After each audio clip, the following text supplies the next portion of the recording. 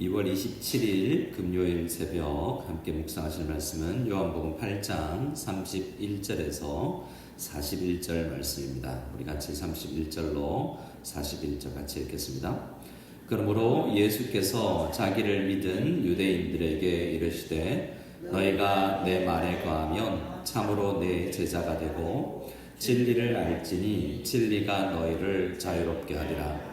그들이 대답하되 우리가 아브라함의 자손이라 남의 종이 된 적이 없거늘 어찌하여 우리가 자유롭게 되리라 하느냐.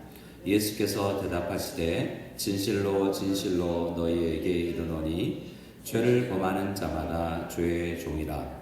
종은 영원히 집에 가지 못하되 아들은 영원히 거하나니 그러므로 아들이 너희를 자유롭게 하면 너희가 참으로 자유로우리라. 나도 너희가 아브라함의 자손인 줄 아노라. 그러나 내 말이 너희 안에 있을 곳이 없으므로 나를 죽이려 하는도다. 나는 내 아버지에게서 본 것을 말하고 너희는 너희 아비에게서 들은 것을 행하느니라. 대답하여 이르되 우리 아버지는 아브라함이라 하니 예수께서 이르시되 너희가 아브라함의 자손이면 아브라함이 행한 일을 할 것이거늘 지금 하나님께 들은 진리를 너희에게 말한 사람인 나를 죽이려 하는도다. 아브라함은 이렇게 하지 아니하였느니라. 너희는 너희 아비가 행한 일들을 하는도다. 대답하되 우리가 음란한 데서 나지 아니하였고 아버지는 한 분뿐이시니 곧 하나님이시로다. 아멘. 30절 말씀을 보면 예수님께서 하신 말씀을 듣고 유대인들 중에서 많이 믿었다라고 이야기하죠. 지금 7장, 8장은 초막절이라는 유대인의 절기 가운데 예수님께서 예루살렘에서 행하신 사건, 일들에 대한 것입니다. 초막절에 예수님은 지금까지 무슨 말을 해보셨냐면 광야에서 이스라엘 백성들이 출애굽할 때 반석에서 물이 나오지 않았느냐. 그 반석이 나다. 그 반석에서 물이 나왔는데 나를 믿어야 그건 그림자고 내가 바로 반석에서 물이 생수, 영원히 목마르지 아니하는 생수를 너에게 주는 그런 존재다라고 이야기하셨고, 또 광야에서 구름기둥, 불기둥으로 이스라엘 백성을 인도하셨는데 내가 그때 이스라엘을 인도했던 그런 불기둥이다, 세상의 빛이다 라고 말씀하셨고, 그런 말씀들을 통해서 아마도 니고데모 같은 유대인이지만 그런 사람들이 예수님을 믿은 것 같습니다. 근데 유대인들을 보면 요한복음에서 유대인 하면 예수님을 잘 안 믿는 사람들이에요. 근데 좀 넓게 보면 예수님을 믿었던 초대 제자들은 다 유대인이죠. 그들은 좀 일찍 믿었지 않습니까? 영적으로 말씀을 깊이 보면 하나님께서 그들에게 먼저 마음을 성령을 주셔서 마음을 열어주셔서 말씀을 믿게 된 것이기도 하지만 이렇게 그들에게 또 표면적 요한복음 안에서 보면 그들에게 유대교의 잘못된 장로들의 유전들이 많이 있지 아니하는, 그래도 편견이 좀 적은 사람들이 예수님을 그래도 빨리 믿었던 것 같습니다. 이 니고데모처럼 유대교 안에서 깊이 있었던 사람은 오히려 예수님을 믿기에 시간이 좀 걸린 거죠. 어쨌든 8장 30절에 많은 유대인들이 예수님을 믿었습니다. 31절 오늘 본문에 그러므로 예수께서 자기를 믿은 유대인들에게 말씀하시죠.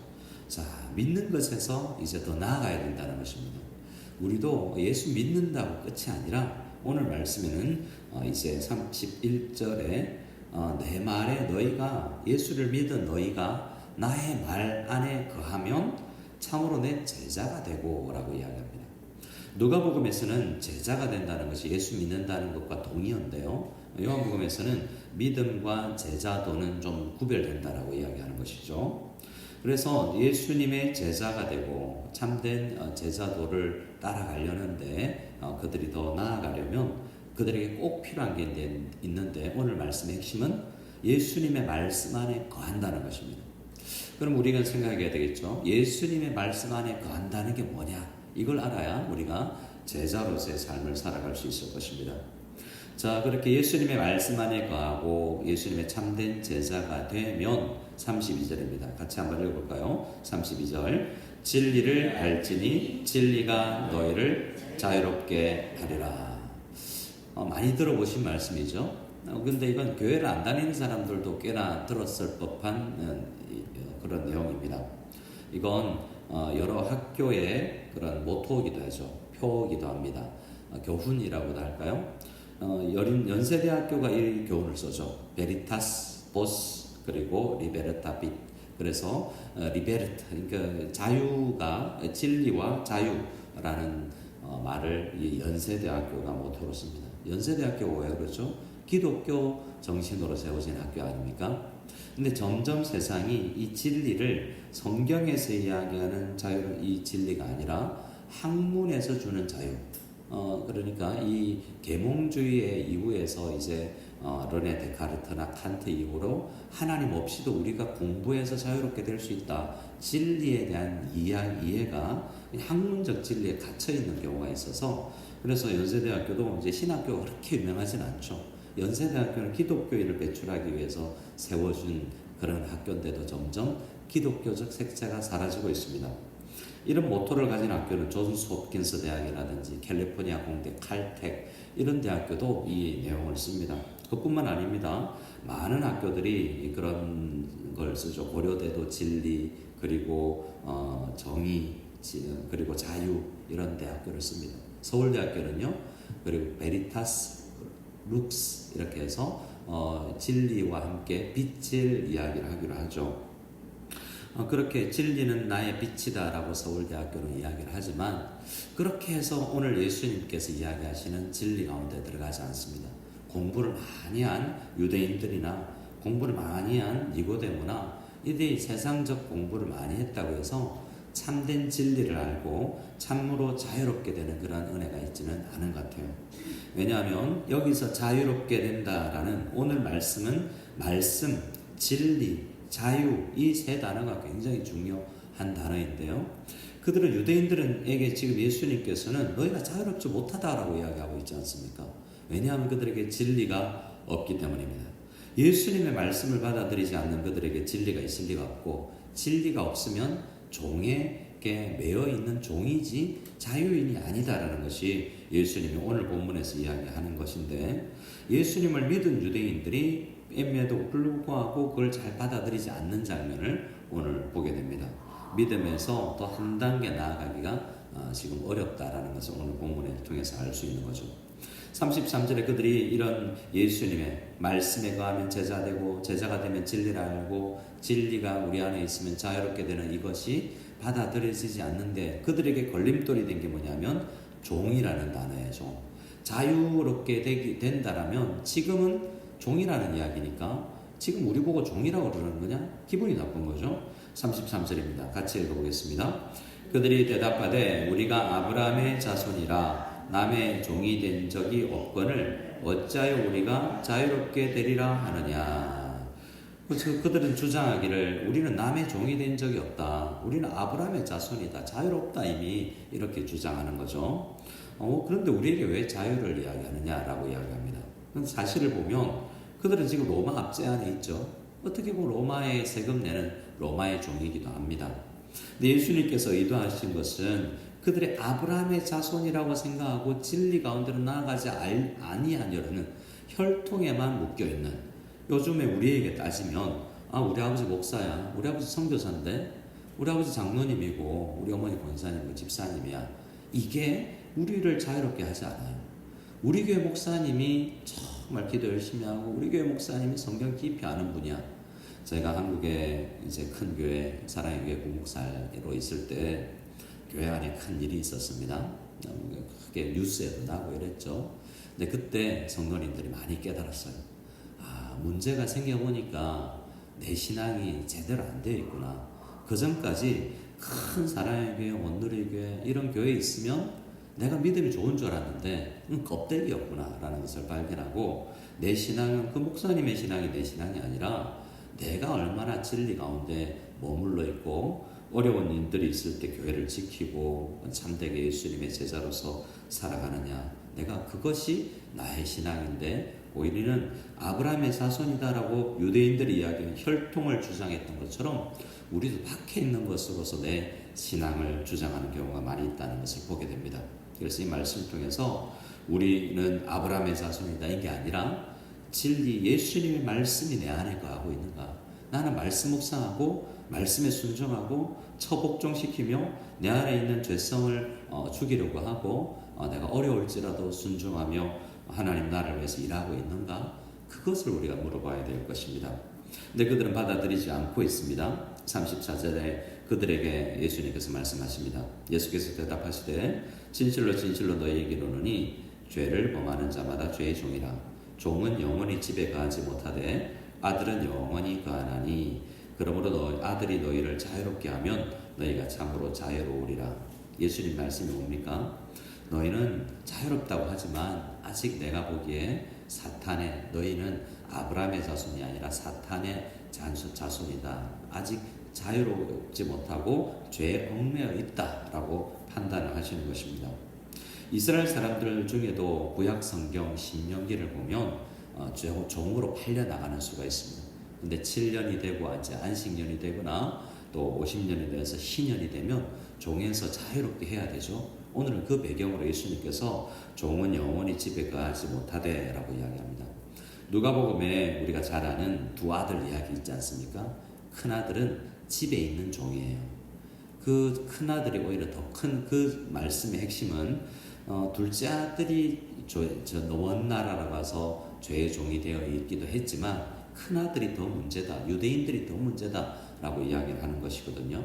그는 아버지를 아버지라 부르지 않고 마치 머슴처럼 직원처럼 아버지를 대해요.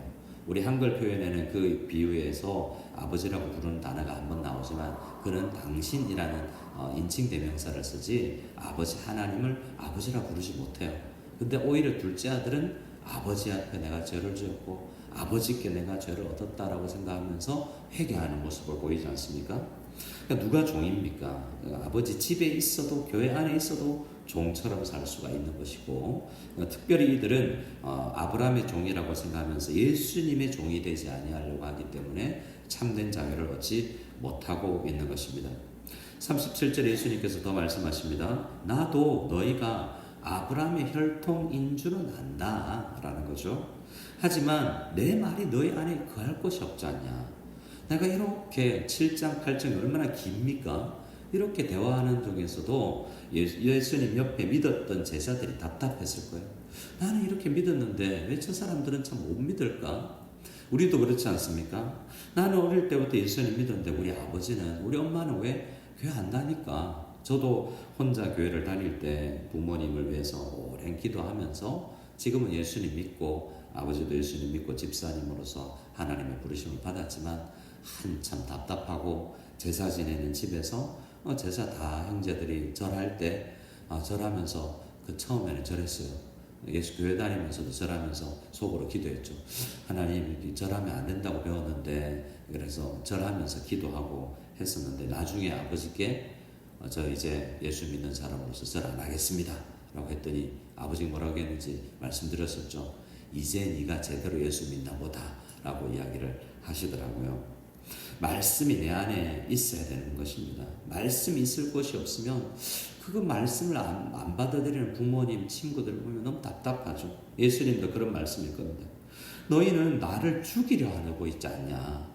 내 말이 없고 오히려 하나님의 마음을 전하는 나를 죽이려고 하니 너희는 지금 죄의 종이고 사탄의 종일 수밖에 없다는 것입니다. 38절 나는 내 아버지에게서 본 것을 말하고 너희는 너희 아비에게서 들은 것을 행하느니라. 이게 아비가 뭡니까? 사탄을 이야기하는 거죠. 그들이 대답합니다. 이르되 우리 아버지는 아브라함이니라 하니 예수께서도 대답합니다. 너희가 아브라함의 자손이면 아브라함이 행한 일을 할 것인데 왜 안 하냐? 안 하는 거 보니 아브라함처럼 하나님의 자녀가 아니다 라고 이야기합니다. 아브라함은 어떤 사람입니까? 말씀이 오면 본토, 친척, 아비 집을 떠나는 창세기 12장에서는 떠날 수 있는 죄에서 떠나는 사람이었죠. 17절에 창세기 17장에 할례를 행하라면 급히 온 집 사기를 포함해서 온 집안 사람이 할례를 하며 순종을 하죠. 22장에 가면 창세기 22장에 가면 아들 이삭 독자를 바치랄 때 정말 하나님께서 하라면 생명의 주인인 하나님께서 살리실 것이라는 것을 믿고 아들 이삭을 바치기까지 말씀이 거한 사람이 아브라함 아닙니까? 이 사람들은 오늘 예수님과 대화하고 있는 사람들은 말씀을 받아들이지 않고 40절 지금 하나님께 들은 진리를 너희에게 말한 사람인 나를 죽이려고 하고 있으니 너희는 아브라함의 진정한 자손 하나님 아버지의 자녀가 아니다 라고 이야기합니다. 기분이 점점 나빠서 오늘 말씀과 이제 내일 말씀을 보면 점점 감정으로 치달아갑니다. 너 귀신 들렸다. 우리 보고 하는 아브라함의 자녀 아니라고, 우리 보고 종이라고? 너는 사생아야. 너는 아버지 요셉하고 사이가 아니라 동정녀의 탄생을 알고 있었던 그들이 이렇게 이야기하죠. 41절에 너희는 너희 아비가 행한 일을 하는도다 대답하되 그들이 말합니다. 우리가 음란한 데서 나지 아니하였다 라고 이야기한 건 너는 음란한 데서 났지, 이런 표현으로 감정 싸움으로 이제 치달아가는 것을 보게 됩니다. 그러면서도 주장하는 것은 아니다, 아브라함 자녀 아니라 우리는 하나님을 아버지로 둔 사람들이다 라고 주장을 하지만 그들의 주장일 뿐이지 진정한 하나님이신 예수님께서 그들을 받아들이지 않고 있습니다. 오늘 말씀을 통해서 우리는 몇 가지를 기도했으면 좋겠습니다. 먼저는 감사합니다. 믿어지는 게 감사합니다 라고 하나님 앞에 감사하고요. 먼저 이렇게 우리가 쉽게 예수님을 믿을 수 있는 게 은혜고, 두 번째는 여전히 예수님의 말씀을 받아들이지 아니하는 사람들, 친척들, 혹은 한때는 예수님을 잘 믿는 듯 했으나 우리를 떠나간 자녀들이 세상에서 대학 다니면서 세상에 물들면서 뭔가 그들에게서 진리가 있다고 생각하고 참된 진리를 버린 자녀들이 있을 수 있는데, 우리 자녀들을 위해서 기도하고요, 우리 가족들을 위해서 기도했으면 좋겠습니다. 우리의 혈통이나 교회나 분위기를 자랑하는 것이 아니라 말씀이 내 안에 거할 수 있는 말씀의 사람 되게 도와주십시오. 이런 기도로 우리 사순절 9번째 날을 주님 앞에 기도하며 나아가는 우리 모두가 될 수 있기를 소원합니다.